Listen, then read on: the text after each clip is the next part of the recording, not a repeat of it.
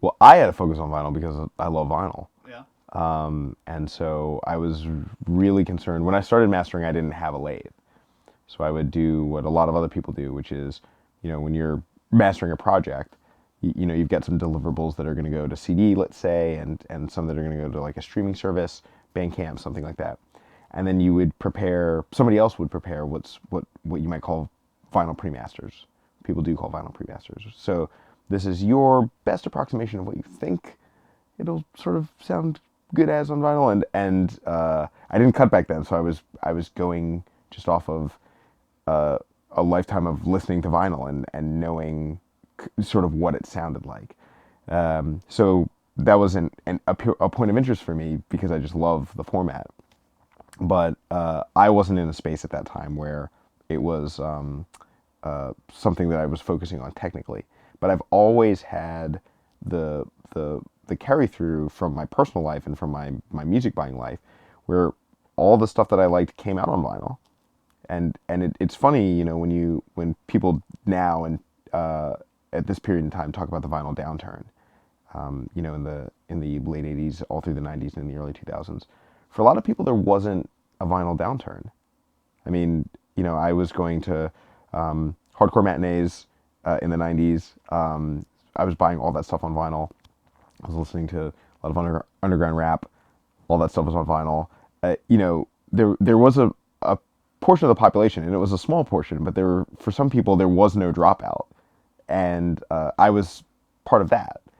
So it was a format that I was listening to, constantly, and if you listen to a lot of vinyl, it sort of shapes the way that you think about music, or it can, about what things sound good, and it helps you build up a little bit of a musical vocabulary.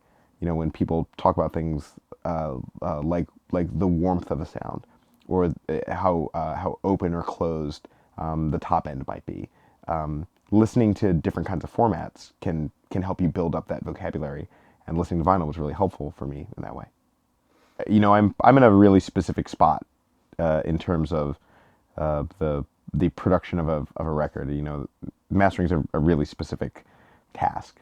So I do not have a 20,000 foot view of what is happening. But I can tell you, for my clients, both regular meat and potatoes, we're just gonna master something and release it on Bandcamp so we can have our music available to the world.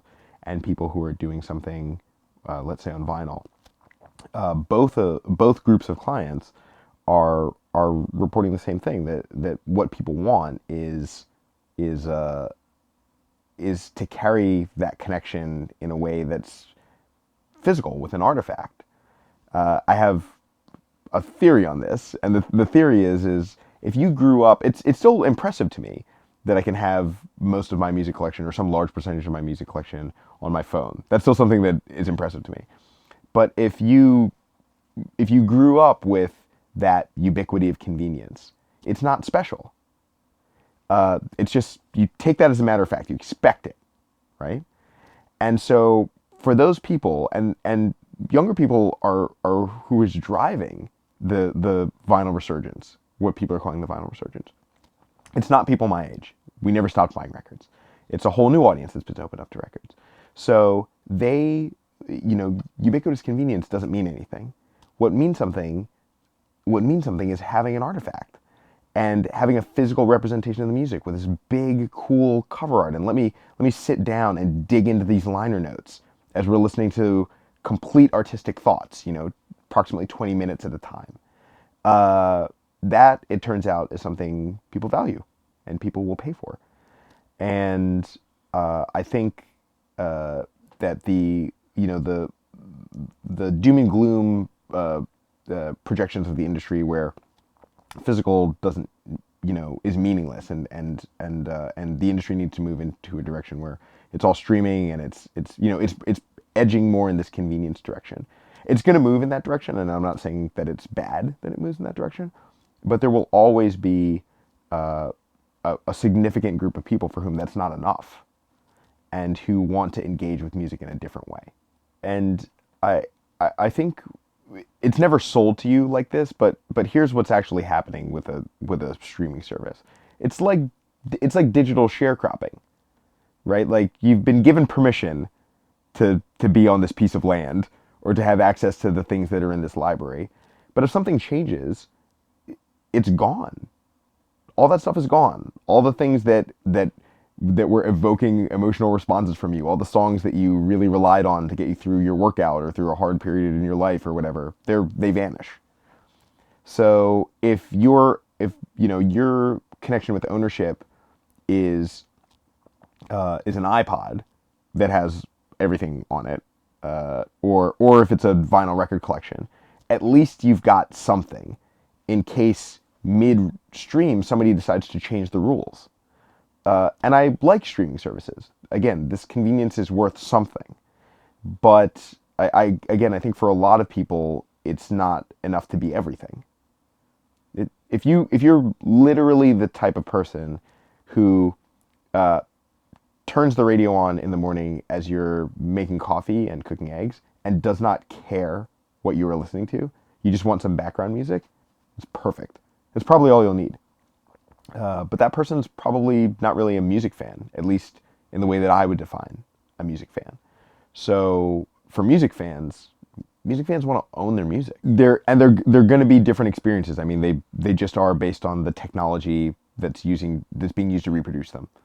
So you sitting down by yourself or with a friend or with several friends, and listening to Dark Side of the Moon on vinyl, again, as you're consuming the entire package that the band and the label gave you to complete this artistic thought, that's going to be different than you streaming it from a streaming service, even a high quality streaming service. Those things have their place. I can't take vinyl with me in the car. I can't take vinyl with me when I go to jog. So that stuff is there for that, and it does a fine job. But we should, I think what's helpful to think about is different ways that music can be consumed and different sorts of experiences that you can have engaging with music. Now, sitting down with a vinyl record is my favorite way to listen to music. And I can't do that at all moments all throughout my day and week and month, but that's the kind of musical listening experience that I'm gonna chase. In the same way, in the 50s that you would, listen to the radio in the car, right? Like it's, the radio has its place. Those kinds of things have their place. But when you're seriously listening to music and trying to connect with an artist, there's no substitute. There's a kind of generational reckoning that's happening, where younger people who grew up with the ubiquitous convenience of digital don't value it as much as a ritualistic listening experience where they can sit down with a record and engage with it in that way. I think that's part of it. I think that's a big part of it, because getting those people to buy music, right? You don't pay for things that you don't think are special. And what the message that's being sent in 100 little ways is, I expect the convenience of digital, but I'm not really gonna pay you that much for it.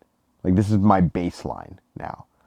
But this other thing over here that sounds very different and has to be listened to in a very different way, well, that's an experience. That's something that I'll pay for. So I think that that's a big part of it.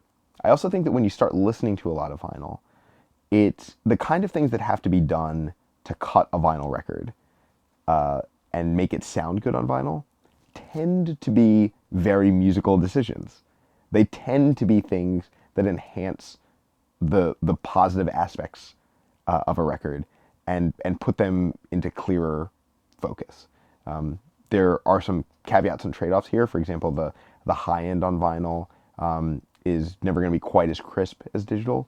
So so there's that part of it. But on the whole, on balance, if you start to listen to a lot of vinyl, you start to engage with music in the way that vinyl makes you engage with it, and it's a nice way to listen to music. It's pretty mid-forward. It pins very close to the way that human beings hear, right? We don't hear so well at the extremities of the frequency response contours, the equal loudness contours. We don't hear super rumbling bass super well, and we don't hear ultrasonic, crispy, piercing highs really well. We hear the stuff in the middle really well. Good, thick, round bass, nice, clear, high end, rich, lush, mid-range. Those are the things we hear really well, and those are the things that vinyl reproduces. And so on digital, you can be getting a reproduction that is technically more correct in terms of its relationship to the source, but maybe in fact less musical. And this is before we even take into account the interaction that a person's personal stereo would have with it, right? Like whatever stereo you've got hooked up to your record player. So yeah, the more that you listen to this, the more, and by this I mean vinyl as a format, the more that you engage with the format, the more I think it tweaks the way that you like to hear music, and I think it activates in people an understanding that, like, oh yeah, there's a lot of pieces in this chain of listening to music, and when I'm doing it, when I'm listening to music with stock, you know, iPod earbuds, uh, that's that's a music listening experience that is that's a very distant cousin to listening to vinyl. I mean, you're still listening to music, so I guess they could get me on that technicality, but that's the similarity is really in there.